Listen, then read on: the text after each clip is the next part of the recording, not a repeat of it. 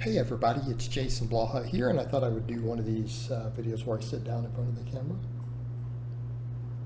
get a sip of water, show the forearm. You know, someone asked me earlier today, they're like, well, why don't we get a return of the mount by Cepheus where I used to flex the arm? All right, here's the thing, guys. I used to do that as a joke to make fun of myself because, again, I have a previously torn bicep.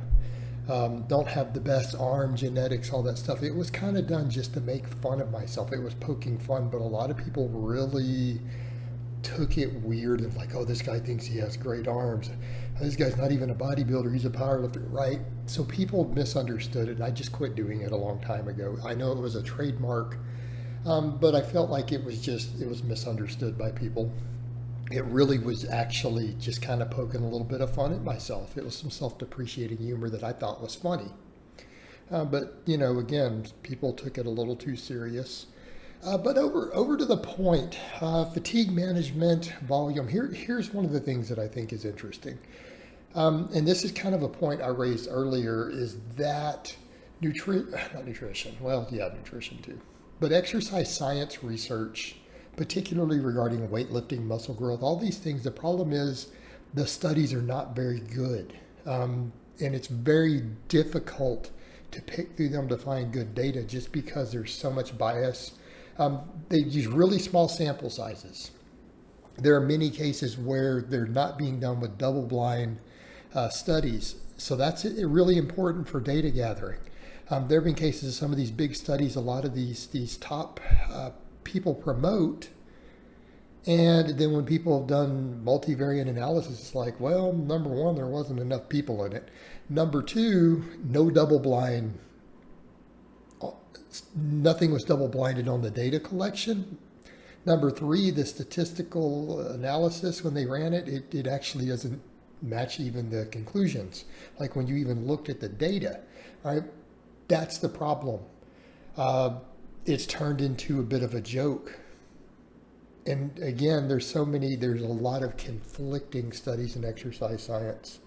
And even these leading experts, a lot of their studies are in direct conflict with each other in their findings. And I think largely because when you have 19 people as test subjects, of course, you could probably do 10 studies to get one answer and 10 studies to get a different answer, because you only had 19 people. You didn't have 1,000. You know, then people go, well, we can't get the funding for 1,000. So in other words, you can't get the funding to do a correct study. See a problem there? So you don't have the funding to get correct studies, so let's quit pretending then that the study is particularly valuable. You know, particularly when it conflicts with what we see happening in the real world.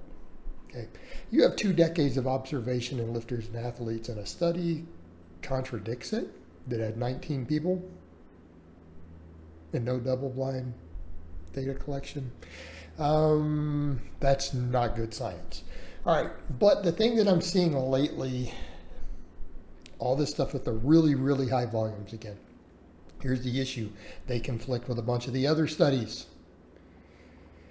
You know, showing stuff that like 10 to 20 sets seems to be, if they're hard sets, seems to be pretty dang good for hypertrophy. Pretty dang good. A lot of champions have built massive physiques. A lot of powerlifters have broke world records doing that. You know, all right. Showing really high volumes. And I just saw one come out recently. Some evidence-based people were pimping it. They're like, well, you know, as long as you don't get hurt, in theory, just adding more and more and more volume may give very, very small amounts of muscle growth. Meaning, I don't just mean hitting 20 sets. I'm talking 30, 40, 50 sets. This is the sort of stuff they're looking at. All right. Come back over to the fatigue management. As long as you don't get hurt. What's the biggest problem with injuries? Fatigue, overuse. You go back and look at studies that have looked at injury risks in exercise. Injury risks in the weight room. Again, I could come back to the other point. Did we have enough test subjects? Some of these, they've been pretty far spread. What are they then saying? Well, the number one cause is overuse. And then poor fatigue management fits into all that. You know, just if you guys watched that video Chris Jones just did, I should probably address that. I do that in a different video. Watch that video Chris Jones just did discussing fatigue management. Again, come back over to that. Chris has no degree.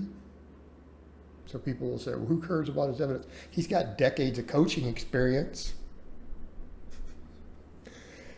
Let's come back over. He's got decades of coaching experience.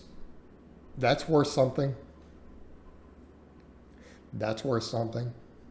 Successful clients, hundreds of them. Okay.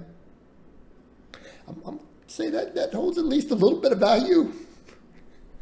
Probably a hell of a lot of value. All right. He brought that up. Anything that lowers your stress levels, probably good for injury reduction. I agree. I happen to agree with that statement. I think that's a very, very strong statement. My decades of observation, pretty true statement. I challenge anyone to prove that one wrong. So, fatigue management. Well, here's the thing. How good is your fatigue management if you're doing 30 sets of squats a week? All right, 20 sets of squats and 20 sets of leg presses every week. Well, as you keep adding volume, as long as you don't get hurt, it might add a little bit more. Okay, all right, maybe up to a point. But how do you not get hurt? Well, you don't get hurt by not doing stupid crap like doing 40 sets for your quads in a week. How about you do that is a good way to reduce the risk of getting hurt. You know, there's a point where I have to wonder, do any of these evidence-based people do they even coach anyone? Ironically, the one I saw pimping this study has very serious injuries that are almost knocking him out of training, and he's way younger than me. And smaller and weaker. All right, guys, this is a big part of what I've been harping on about, and this is what Jamie and I have been talking about in podcasts. All these years of lifting is accumulating these small injuries that knocks guys out of the game. We have to fix that. We have to undo that. We've got to bring those injury risks down. We have to work mobility. We need more complete training. See where we're going with this? These ultra high volumes are going to increase your injuries. The more injuries you have, the worse your long-term results are going to be. Okay? Makes sense?